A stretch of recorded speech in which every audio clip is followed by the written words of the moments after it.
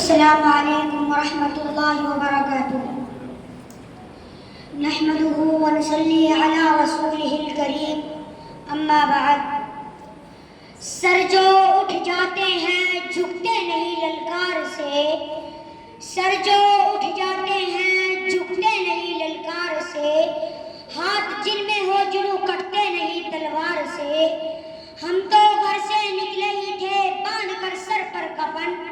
ہم تو گھر سے نکلے ہی تھے باندھ کر سر پر کفن جان ہتھیلی پر لیے لو بڑھ چلے ہیں یہ قدم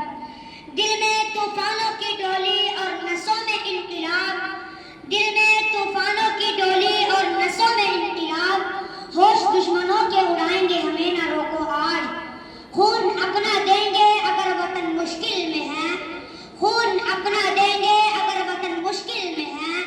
سرفروشی کی تمنا اب ہمارے دل میں ہے سرفروشی کی تمنا اب ہمارے دل میں ہے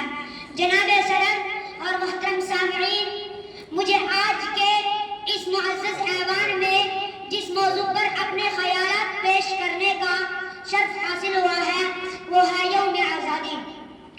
عزیزان گرامی میرے لیے 15 اگست محض ایک تاریخ نہیں بلکہ 15 اگست وہ امانت ہے جو ہمارے بزرگوں نے لاکھوں قربانیاں دینے کے بعد ہمارے حوالے کی ہے 15 اگست وہ تشخیص ہے جو مجھے ساری دنیا سے جدا مکان دیتی ہے 15 اگست وہ سحر ہے جس کی تلاش میں کئی ستارے ڈوب گئے 15 اگست وہ پیغام ہے جسے مجھ تک پہنچانے کے لیے نہ جانے کتنے قاصد راستے رو ہو گئے میرے لیے 15 اگست محض ایک تاریخ نہیں جی ہاں ملا نہیں وطن پاک ہم کو تحفے میں ملا نہیں وطن پاک ہم کو تحفے میں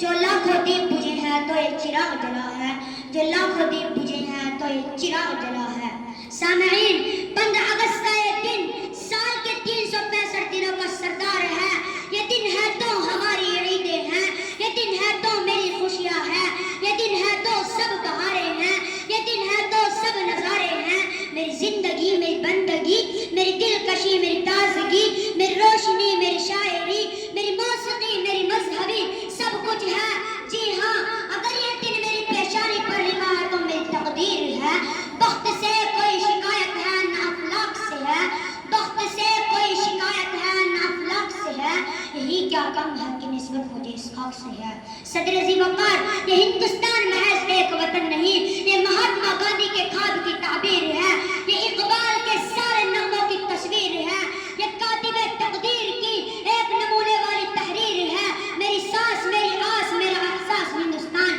سب شکر ہے مولا کا کہ میرے پاس ہندوستان سامعین یہ وہ آزادی کا دن ہے جس کو حاصل کرنے کے لیے ہمارے آبا و اجداد نے بہت سی مشکلات کا سامنا کیا یہی وہ دن ہے جس کو حاصل کرنے کے لیے ہمارے لیڈروں نے بہت سی قربانیاں دی ہیں یہی وہ دن ہے جس کو حاصل کرنے کے لیے مہاتما گاندھی نے خود کو بھوک سے دو چار کیا یہی وہ دن ہے جس کو حاصل کرنے کے لیے اشفاق اللہ خان نے پھانسی کے پھندے کو چوما تھا حاضرین جب بھگت سنگھ کو پھانسی کے پھندے پر لٹکایا گیا تو انہوں نے اپنی زبان سے یہ الفاظ نکالے تھے اب بھی جس کا خون نہ کھولا وہ خون نہیں پانی ہے اب بھی جس کا خون نہ کھولا وہ خون نہیں پانی ہے جو دیش کی کام لائے وہ بیکار جوانی ہے